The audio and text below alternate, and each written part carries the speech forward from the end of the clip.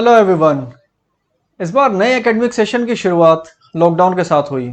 Lockdown धीरे धीरे आगे बढ़ता चला गया और इस नए एकेडमिक सेशन के 3 महीने बीत चुके हैं। ये 3 महीने कब बीत गए पता ही नहीं चला। हम बस उम्मीद कर सकते हैं कि जल्दी ही स्कूल ओपन हो और सब कुछ पहले जैसा हो जाए, वैसे ही क्लासेस होने लगे। लेकिन जैसे जैसे इस सेशन का वक्त आगे बढ़ रहा है, वैसे वैसे स्टूडेंट्स, पेरेंट्स और टीचर्स सबके मन में ये क्वेश्चन रेज हो रहा है कि इस सेशन में पढ़ाई कैसे करें। मेरी कुछ वीडियोस में पिछली मैंने आपको कुछ टॉपिक्स पढ़ाए, उन टॉपिक्स के बारे में मैंने बताया और पूरे सिलेबस के बारे में बताया। तो मैंने ये तो बताया कि पढ़ना क्या है। उसके बाद में स्टूडेंट्स के क्वेश्चन आए, उन्होंने बहुत सारे इश्यूज रेज करे। तो इस वीडियो में मैं आपके साथ में वो सारे इश्यूज पर डिस्कशन करूंगा और साथ में कुछ ऐसे टिप्स दूंगा, कुछ ऐसी रूल्स और टेक्निक्स के बारे में बात करूंगा जिनको फॉलो करके आप सीबीएसई के एग्जाम में 90% का स्कोर डेफिनेटली चेज कर सकते हैं। तो ये जो इश्यूज हैं जो स्टूडेंट्स ने रेज करे, ये थे टाइम मैनेजमेंट से रिलेटेड कि पूरा जो सिलेबस है उसको कैसे डिवाइड करें टाइम के अकॉर्डिंगली, जो अवेलेबल टाइम है उसके अकॉर्डिंगली। साथ में सिलेबस को कंप्लीट कौन से मंथ तक कर लें, प्रैक्टिस कितनी की जाए, सैम्पल पेपर्स के बारे में बात की जाए। बच्चे पूछ रहे हैं कि ऑनलाइन सोर्सेज को यूज़ करें या बुक्स परचेज करें। और इन सब के बाद में एक और बहुत इंपॉर्टेंट क्वेश्चन जो बच्चों के दिमाग में आजकल चल रहा है वो है, जब से सीबीएसई के 2020 के कुछ एग्जाम्स कैंसिल हुए हैं तब से बच्चों के दिमाग में ये आ रहा है कि शायद 2021 के एग्जाम्स भी कैंसिल हो जाएंगे। तो इन सारे इश्यूज के बारे में बात करूंगा मैं आपके साथ में, और साथ में 90% प्लस स्कोर करने की जो स्ट्रेटेजी है उसके बारे में बताऊंगा। लास्ट क्वेश्चन को सबसे पहले एड्रेस कर देता हूं मैं। 2021 में एग्जाम तो होंगे, विश्वास कीजिए, कोरोना हमेशा नहीं रहने वाला है। ह्यूमन बींग्स की जो फाइटिंग की जो स्पिरिट है, नेवर से डाई जो अप्रोच है, कभी ना हार मानने वाली अप्रोच जो है, उसी से हम आदि मानव वाली जिंदगी से सिविलाइज लाइफ तक आए हैं। और यही अप्रोच जो है हमारी, ये कोरोना को भी हराएगी और साथ में एग्जाम्स भी करवाएगी। और एग्जाम की तैयारी सिर्फ 21 के एग्जाम्स जो हैं सीबीएसई के, उसके लिए थोड़ी करनी है। सीबीएसई की जो ये पूरी तैयारी होती है, ये जो 12th क्लास की जो पढ़ाई है, ये आगे आने वाले कॉम्पिटिटिव एग्जाम्स में भी तो काम आती है। तो पढ़ाई तो करनी है और बेस्ट तैयारी करनी है सीबीएसई के एग्जाम्स के लिए भी और फ्यूचर के लिए भी। क्यों करनी है? बेस्ट स्कोर के लिए करनी है भाई। गुड स्कोर क्यों लाना है?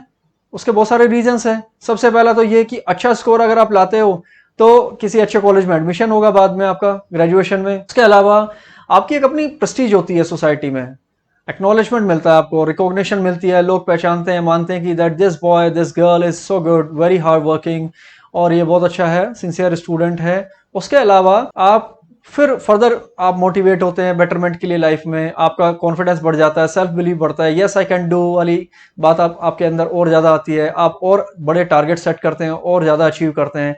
तो इसलिए हार्डवर्क करना है, गुड स्कोर लाना है। लेकिन गुड स्कोर है क्या? किसको हम गुड स्कोर कहते हैं? भाई आज के टाइम में 60s में मार्क्स लाना या 70s में मार्क्स लाना, वो तो गुड स्कोर है नहीं।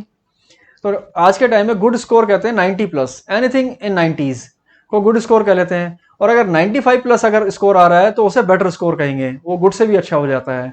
और फिर 100 आउट ऑफ 100 का तो चार्म ही अलग है, उसके तो मजे ही अलग हैं। आप सोच रहे होंगे कि 100 आउट ऑफ 100 लाएंगे कैसे? तो उसके लिए कुछ टिप्स हैं, कुछ स्ट्रैटेजी है जो मैं आपको बताने वाला हूँ, आपके साथ शेयर करने वाला हूँ। उसको फॉलो करना, आपके डेफिनेटली आपके 90s में तो स्कोर आएगा ही आएगा, आप 100 भी आप लेकर के आओगे। एक अच्छा स्कोर के लिए सबसे पहली जो टिप है, सबसे पहला जो रूल है वो है बी सुपर पॉजिटिव।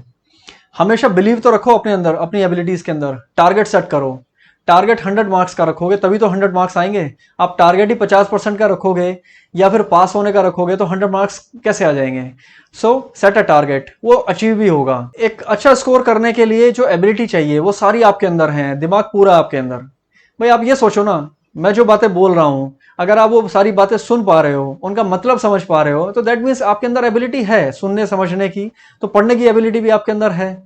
तो सारी एबिलिटी है, दिमाग पूरा है आपके अंदर, कोई कमी नहीं है दिमाग की आपके अंदर बिल्कुल भी। और दिमाग तो वैसे भी नॉर्मल आदमी जो है वो सिर्फ अपना 10% ही यूज करता है, तो 90% तो अपना अनयूज ही रह जाता है। तो आपके पास दिमाग की कोई कमी नहीं है, बस उसको प्रॉपर वे में यूज करना है। उसको स्टार्ट कीजिए यूज करना, टारगेट सेट कीजिए, उसको अचीव करने के लिए अपना एफर्ट शुरू कीजिए। घर की जो कोई ऐसी दीवार हो जिसपे आपका रोज ध्यान जाता हो, उस दीवार पे अपना मैसेज लिख दो, सीबीएसई 2021 का एग्जाम। पूरा हफ्ता मेहनत करो, रेगुलरिटी के साथ में, और फिर हफ्ते में एक बार संडे के दिन उस पर एक टिक लगा दो। उसका मतलब कि अपनी ड्रीम को चेज करने के मैं एक हफ्ता करीब आ गया हूं, एक हफ्ता करीब आ गया हूं मैं एग्जाम में अच्छे मार्क्स लाने के। रूल नंबर 2, डिस्ट्रैक्शंस को अवॉइड करो भाई। डिस्ट्रैक्शंस कौन सी? ये जो स्टार्स है ना, क्रिकेट के स्टार हैं, फिल्म के स्टार हैं, टिकटॉक स्टार हैं। टिकटॉक तो खैर चलो बैन हो गया, और बहुत सारे स्टार्स हैं जिनकी फैन फॉलोइंग में तुम बहुत सारा टाइम वेस्ट करते हो।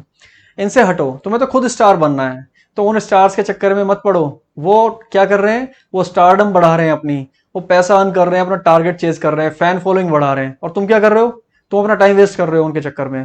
तो इन सबको छोड़ दो एक साल के लिए। व्हाट्सएप, इंस्टाग्राम, फेसबुक, इनके चक्कर में मत पड़ो कितने लाइक्स आ रहे हैं। तो एक साल के लिए इनको छोड़ दो बिल्कुल। और मैं तो कहता हूं कि रिलेशंस को भी ज्यादा टेंशन मत लो इस साल। रिलेशंस में कि टाइम नहीं दिया तो फ्रेंड्स बुरा मान जाएंगे, कजन बुरा मान जाएंगे, रिलेटिव बुरा मान जाएंगे, किसी के बर्थडे पे नहीं गए, किसी की शादी में नहीं गए। छोड़ दो भाई एक साल के लिए इन सबको, और बिल्कुल एक टारगेट सिर्फ वो है, पढ़ाई का अच्छा स्कोर लाना है इस बार, वेल टारगेटेड। आपकी एज में जब मैं था ना, तो मुझे किसी ज्ञानी पुरुष ने एक बात कही थी कि भाई सक्सेस मेक्स रिलेशंस। मैं आज तक इस बात को मानता हूं, वाकई में सक्सेस मेक्स रिलेशंस। आप कामयाब अगर हो जाओगे ना, आपके अच्छे मार्क्स आएंगे, अच्छी आप कोई जॉब कर रहे होंगे, डेफिनेटली आपके अपने आप रिलेशंस बन जाएंगे। लोग अपने आप आकर के आपसे रिलेशंस बढ़ाएंगे। तो मोर सक्सेस मोर रिलेशंस। तो जितने ज्यादा आप कामयाब होते जाओगे उतने आपके रिलेशंस अपने आप बिल्डअप होते जाएंगे। अभी क्लास 12th में इन सब की टेंशन छोड़ दो बिल्कुल। टिप नंबर 3, मेन स्ट्रैटेजी जो है अच्छे मार्क्स के लिए, वो है रिवीजन और प्रैक्टिस बहुत सारी। एक स्टूडेंट ने मेरे से पूछा कि सर चैप्टर 1 पढ़ लिया, चैप्टर 2 शुरू करता हूं तो 1 भूल जाता हूं, 3 पढ़ना शुरू करता हूं तो 2 भूल जाता हूं। ये सबके साथ होता है, जो जीनियस होते हैं उनके साथ भी होता होगा। जो 100 मार्क्स लाते हैं, 95% मार्क्स लाते हैं, वो सारे बच्चे एक चीज को बार बार पढ़ते हैं। प्रैक्टिस तो करनी पड़ेगी। प्रैक्टिस जैसी आप करेंगे एग्जाम में वैसे ही करके आएंगे। तो ये ना सोचे कि यहां तो मैं रफ राइटिंग लिख लूं, गंदी राइटिंग लिख लूं, और एग्जाम में मैं अच्छी क्लीन लिख के आऊंगा। ऐसा नहीं होता। घर पे भी आप प्रैक्टिस जो करते हैं, क्वेश्चंस के मार्क्स वैसे ही आपको मिलेंगे। घर पे अच्छी प्रैक्टिस करेंगे, एग्जाम में भी अच्छा लिख के आओगे।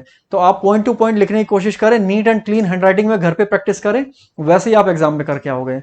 उसके अलावा जैसे इकोनॉमिक्स की अगर मैं बात करूं, न्यूमेरिकल भी है आपके मैक्रो में, डायग्राम्स भी हैं। तो न्यूमेरिकल की प्रैक्टिस जब तक आप बार बार अपने हाथ से पेपर पे लिख के नहीं कर लेंगे, आप उसके एक्सपर्ट नहीं बन पाओगे। उसके अलावा अगर डायग्राम की बात करूं, मेरा ख्याल है 4-5 डायग्राम आपके यूनिट 3 में आएंगे, और 2 डायग्राम 3 डायग्राम आपके लगभग जो आपकी लास्ट यूनिट है, यूनिट 5 जो है मैक्रो इकोनॉमिक्स की, उसमें आएंगे। तो आपको क्या करना है कि ये गिने चुने आपके डायग्राम्स हैं, ये बार बार आपको यूज करने हैं। इन डायग्राम्स के क्या करें, आप फ्लैश कार्ड्स बना लें। इकोनॉमिक्स में कहा जाता है कि an accurate diagram is self evident. Hindi में अगर कहूं कि भाई अगर सटीक आपका डायग्राम बना है तो वो अपनी व्याख्या खुद कर देगा। तो अगर आपका डायग्राम सही है तो आपको इवेल्युएटर अच्छे मार्क्स देगा, देखेगा भाई अच्छा डायग्राम बना हुआ है, तो फिर बच्चे को नॉलेज है। और डायग्राम अगर गलत हो गया तो मार्क्स आपके फिर अच्छे मिलने के चांसेस बहुत कम हो जाते हैं। तो वो गिने चुने जो आपके 7-8 डायग्राम है, उनके फ्लैश कार्ड बना लो, A4 शीट का हाफ कर लो, उस पर बना लो, और घर की ठीक ठाक सी किसी जगह पे उनको पेस्ट कर दो। लास्ट तक, मार्च 2021 तक उनको बार बार देखते रहोगे तो वो आपको ऐसे रट जाएंगे कि आप बिल्कुल आंख बंद करके भी बढ़िया सा डायग्राम बना करके आओगे आप। एक और इंपॉर्टेंट बात यह है कि आपके आसपास गली मोहल्ले में ना बहुत सारे इंस्टीट्यूट्स होते हैं, वो लोग नोट्स बनाते हैं, उन नोट्स से बच के रहना। नोट्स क्या है? वो क्वालिटी नोट्स नहीं होते हैं। ये जो ऑथर बुक्स होती है ना, ये क्वालिटी बुक्स होती हैं। मैं ऐसा नहीं किसी को प्रमोट कर रहा हूं, आप खुद भी सोचना। कोई एक ऑथर बुक होती है, वो एक एक्सपर्ट ऑथर के द्वारा लिखी जाती है। जो ऑथर्स होते हैं अपने एरिया के एक्सपर्ट होते हैं, बहुत नॉलेज होती है अच्छी।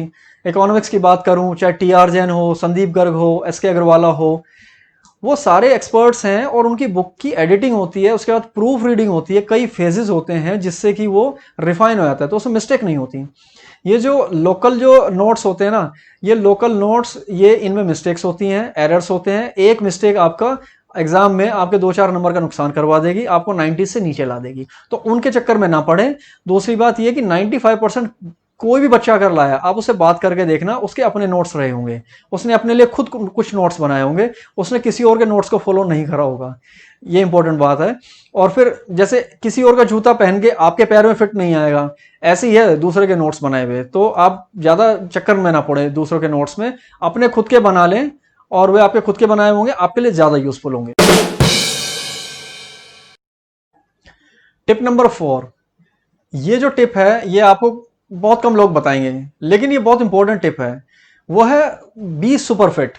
सुपर फिट मतलब आपको through out the year healthy रहना है। एक हेल्दी आपकी बॉडी आपकी होनी चाहिए, क्योंकि हेल्दी माइंड भी तभी आपका काम करेगा। तो सुपर फिट रहने के लिए आपको क्या करना है? गुड आपकी डाइट होनी चाहिए, जंक फूड बिल्कुल छोड़ दो, हेल्दी डाइट लो, न्यूट्रिटिव डाइट लो, प्रॉपर प्रोटीन्स जिसमें हो। उसके अलावा गुड स्लीप, कम से कम 6-7 घंटे रोज सोना भी है, वो जरूरी है। उसके अलावा जो जरूरी है वो है कि आप गुड एक्सरसाइज भी करो। आपका 12th क्लास के एग्जाम है, तो इसका मतलब ये नहीं है कि पढ़ना ही है सिर्फ, आपको एक्सरसाइज भी करनी है। बिना एक्सरसाइज के तो 6-7 महीने में आप हेल्दी नहीं रह पाएंगे। तो ये सब आपको करना है, और साथ में गुड थॉट्स भी आपके होने चाहिए। तो अच्छी बातें करें, पॉजिटिव बातें करें, और जो नेगेटिव बातें करते हैं ना लोग, उनसे थोड़ा सा बच के रहें। एक अच्छा स्लोगन हो सके तो अपने घर में कहीं पेस्ट करो खुद लिख करके, जिससे कि आपको मोटिवेशन मिले। किसी अच्छे ऐसे व्यक्ति की फोटो आप अपने फोन में रखें, या अपने पर्स में लगाएं, या अपनी टेबल पे रखें, जो आपके लिए सोर्स ऑफ मोटिवेशन हो, तो वो आपको काफी हेल्प करेगा। टिप नंबर 5, ये बहुत इंपॉर्टेंट है।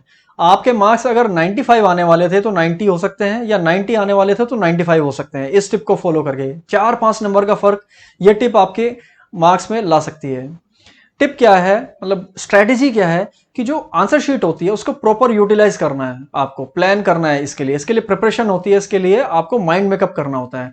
सबसे पहली बात तो ये है कि आपकी हैंडराइटिंग वो डिसेंट होनी चाहिए। आपकी हैंडराइटिंग कैसी होनी चाहिए? वो प्रेजेंटेबल होनी चाहिए। वो एक दिन में नहीं होती, आप बार बार प्रैक्टिस करते हैं उसके लिए। तो ये छोटे छोटे से रूल्स हैं, देखने में ऐसा लगता है कि इनसे क्या फर्क पड़ता है। ध्यान रखें इस बात को कि आपके मार्क्स में 3-4-5% का बिल्कुल अंतर ये ला देती हैं। अच्छा पेन यूज करिए, बिल्कुल वो सस्ता 2 रुपए का पेन अवॉइड करें, उससे हैंडराइटिंग अच्छी नहीं आती है। तो अच्छा पेन यूज करें। हर पेन को आप थोड़ा सा घिसके, मतलब थोड़ा यूज करके पहले ले जाएं, क्योंकि उसकी जो टिप है वो थोड़ी सी फ्लो में आ जाती है, जल्दी जल्दी आपकी अच्छी हैंडराइटिंग आती है, थोड़ी डार्क आती है। आप आंसर शीट का जो स्पेस है उसको प्रॉपर यूज करो, उसकी इंस्ट्रक्शंस को फॉलो करो। अगर खाली ये कहा है कि सिर्फ ब्लू पेन यूज करना है तो ब्लू पेन को यूज करो। अपनी बात जो है आप कह रहे हैं हेडिंग्स में लिखो, उसको हेडिंग्स के अलावा जो कीवर्ड्स हैं उनको हाईलाइट कर दो। ये सारी बातें छोटी छोटी सी हैं, लेकिन ये आपके मार्क्स में बिल्कुल काफी इंप्रूवमेंट कर देती हैं। 3-4 नंबर का इंप्रूवमेंट कम से कम ये कर देंगे आपके मार्क्स में। तो इनको ध्यान रखना है। हैंडराइटिंग, स्पेस मैनेजमेंट, आपको जो आंसर शीट है उसके आपको पैसे नहीं देने। कुछ बच्चे क्या करते हैं कि एक आंसर शीट के एक ही पेज पे 2-3 क्वेश्चन ठूसने की कोशिश करते हैं, वो नहीं करना है बिल्कुल भी। कोई भी क्वेश्चन अगर एंड हो रहा है उसके बाद में आपको कम से कम 3 लाइन का गैप छोड़ देना चाहिए नेक्स्ट क्वेश्चन शुरू करने के लिए। तो उससे क्या है, पेपर्स में जो इवेल्युएशन करते हैं उनको क्लियरली आइडिया हो जाता है कि भाई कौन सा क्वेश्चन कहाँ फिनिश हुआ है, कहाँ नेक्स्ट शुरू हो रहा है। उसके अलावा आप उसमें ध्यान रखें कि लाइंस वगैरह प्रॉपर ड्रॉ करके क्वेश्चन नंबर लिखने की जो जगह है वो उसको प्रॉपर रखें। क्वेश्चंस हो सके पॉसिबल तो सीरियल में उनको अटेम्प्ट कर लो, और नहीं तो ऐसी कोई कंपल्शन नहीं है। क्वेश्चन नंबर लिखना बिल्कुल ना भूलें। ऑप्शंस जो होती हैं, ऑब्जेक्टिव क्वेश्चंस में बच्चे क्या करते हैं, आंसर लिख देते हैं, लेकिन करेक्ट ऑप्शन ए, बी या सी, डी जो है वो लिखना भूल जाते हैं। ऐसी मिस्टेक्स ना करें। आपकी नॉलेज अच्छी होती है, लेकिन सिली मिस्टेक करके आप क्या करते हैं, 3-4 नंबर आपके कहीं ऐसे मिस हो जाते हैं, आपको बड़ा दुख होता है। आप घर पे आए, आपने तो हिसाब लगाया कि मेरे तो 98 आ जाएंगे, नंबर आए 94, तो फिर आपको लगा 4 मार्क्स कहाँ चले गए, तो वो सिली मिस्टेक्स में चले गए। तो इन सब स्ट्रेटेजीज का बिल्कुल आपको माइन्यूटली प्लान करना होता है, एक एक चीज को, और उसको फिर एग्जाम डे पे बिल्कुल एक ठंडे दिमाग के साथ में आपको उनको इंप्लीमेंट करना है। और लास्ट टिप, लेकिन बहुत इंपॉर्टेंट टिप, वो ये है कि मार्क्स अच्छे लाने के लिए कुछ ना बेसिक रूल्स हैं। ये कोई रॉकेट साइंस नहीं है। अगर आप सोचते हैं कि खाली एनसीईआरटी पढ़ के चला जाऊंगा, एक सिंगल रीडिंग करके चला जाऊंगा, 90 मार्क्स आ जाएंगे, आपके नहीं आएंगे 90 मार्क्स। आपको सीबीएसई में अच्छे मार्क्स लाने के लिए कुछ स्टेप्स हैं वो फॉलो करने हैं। आपने खाली क्या किया, सिर्फ एनसीईआरटी की रीडिंग कर ली, एनसीईआरटी के क्वेश्चंस के आंसर थोड़े देख लिए, तो आप मान के चलिए आपके 60 से 70 के बीच में नंबर आएंगे। ये फैक्ट है, हर साल ऐसा होता है। आपने थोड़ा और इंप्रूव किया, एक सैंपल पेपर की प्रैक्टिस करके चले गए, 2-3 सैंपल पेपर की प्रैक्टिस करके चले गए, आप 80s के अराउंड पहुंच गए। अगर आपको 90s में मार्क्स लाने हैं, इनफैक्ट 95 प्लस लाने हैं, आपको एनसीईआरटी भी पढ़नी है, प्राइवेट ऑथर की बुक से क्वेश्चंस की प्रैक्टिस कर सकते हैं, आप एक्स्ट्रा सैंपल पेपर लेकर के उसकी प्रैक्टिस कर सकते हैं। लेकिन आपको क्या करना है कि पिछले 5 साल के जो पेपर हैं, अगर मैं मैक्रो की बात करूं 5 साल के पेपर आपको मिल जाएंगे पिछले, तो मैक्रो के आपको पिछले 5 साल के पेपर की प्रैक्टिस करनी है जरूर। इंडियन इकोनॉमिक डेवलपमेंट पहले क्योंकि सीबीएसई के 12th के बोर्ड में नहीं होता था, तो उसका एक आपके पास में 2020 का ही पेपर होगा, आप उसकी प्रैक्टिस करो। लेकिन उसके अलावा कुछ सैंपल पेपर्स लेकर के उसकी प्रैक्टिस कर लेना आप। उसके अलावा सीबीएसई का अपना एक सैंपल पेपर आता है हर साल, तो 2020 के एग्जाम के लिए जो सैंपल पेपर आया होगा आप उसको पढ़ लो। 2021 के एग्जाम के लिए भी सीबीएसई एक सैंपल पेपर निकालेगी, आप उसको जरूर पढ़ें। तो कम से कम 2 साल का सैंपल पेपर पढ़ के आपको आइडिया हो जाता है कि क्वेश्चन जो है वो सैंपल पेपर क्या होता है, वो सोल्ड होता है। तो आपको आइडिया होता है कि किस क्वेश्चन का आंसर कैसे लिखना है, कितना लिखना है। तो आप जब इन सारी प्रैक्टिस को कर लेंगे, सोल्ड पेपर्स को पढ़ लेंगे, ध्यान रखिए अनसोल्ड पढ़ना मैं एडवाइस नहीं करता, सोल्ड पढ़ें आप। उनको पढ़ने के बाद में सबसे पहले आपने एनसीईआरटी पढ़ी, प्राइवेट ऑथर की बुक से हेल्प ले ली। उसके अलावा आपने फिर क्या किया, प्रैक्टिस पेपर्स किए पिछले 5 साल के, सैंपल पेपर को आपने पढ़ा, और साथ में सीबीएसई का सैंपल पेपर करने के साथ में आपने कुछ एक्स्ट्रा सैंपल पेपर्स भी आपने कर लिए। इतना सब कुछ करने के बाद आपकी प्रैक्टिस बहुत अच्छी हो चुकी होगी। इसका फायदा क्या होगा इतना करने का? एक तो ये कि आपका जो आंसर्स हैं 34 क्वेश्चंस अगर एग्जाम में आते हैं, तो 34 क्वेश्चंस में से एक भी क्वेश्चन ऐसा नहीं होगा जो आपको सरप्राइज करके जाएगा। सारे के सारे क्वेश्चन ऐसे होंगे जो आपको पहले से पता होंगे, उनके एक्यूरेट आंसर आप करके आओगे। और उससे भी ज्यादा इंपॉर्टेंट क्या है कि वो एक्यूरेट बातें आप वर्ड लिमिट के अंदर अपनी सारी बातें बिल्कुल टू द पॉइंट आप बात करके आएंगे। आपको अपनी बात कहने के लिए बहुत ज्यादा लंबी लंबी लाइनें लिखनी नहीं पड़ेंगी। तो आप उस पर्टिकुलर क्वेश्चन को ऐसे अटेम्प्ट कर गएंगे जैसे कोई एक्सपर्ट करता है। तो आप इन सारे टिप्स को फॉलो कीजिए, मैं दावा करता हूं डेफिनेटली आपके बहुत अच्छे नंबर आएंगे, और आप बाद में ये रियलाइज करेंगे कि हाँ, इनमें से कोई भी टिप ऐसा नहीं था जो आपका वेस्ट गया हो।